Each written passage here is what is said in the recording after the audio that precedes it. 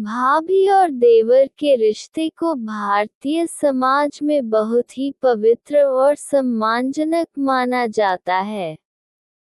ये रिश्ता विश्वास, देखभाल और पारिवारिक प्रेम पर आधारित होता है। हालांकि कभी-कभी कहानियों में ये रिश्ता मानवीय भावनाओं की जटिलताओं और परिस्थितियों के चलते एक अलग मोड़ भी ले लेता है।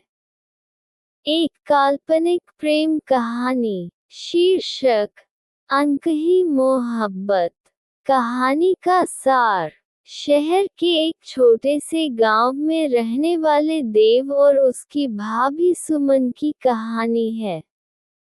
देव अपने बड़े भाई राहुल के साथ एक ही घर में रहता था। राहुल की शादी सुमन से हुई थी, जो न सिर्फ सुंदर थी बल्कि सुमन की देखभाल और स्नेह ने पूरे घर को एक सूत्र में बांध रखा था। देव, जो अभी पढ़ाई कर रहा था, अपनी भाभी का बहुत सम्मान करता था।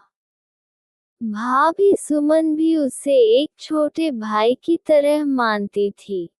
लेकिन समय के साथ, परिस्थितियों के चलते देव और सुमन के बीच एक अजीब सी निकटता बढ़ने लगी। सुमन, जो अपने पति राहुल के काम में व्यस्त रहने के कारण अकेलापन महसूस करती थी, देव के सानिध्य में सुकून पाती। हालांकि यह प्रेम कभी खुलकर सामने नहीं आया, लेकिन दोनों के मन में एक दूसरे के लिए भावनाएं गहराती गईं। सुमन ने अपनी भावनाओं को कर्तव्यों के कारण दबा लिया, और देव ने भी इस रिश्ते की मर्यादा को समझते हुए अपने कदम पीछे खींच लिए। अंततः समय बीतता गया, देव ने पढ़ाई पूरी कर ली और शहर चला गया। सुमन और राहुल का जीवन फिर से अपनी पटरी पर आ गया।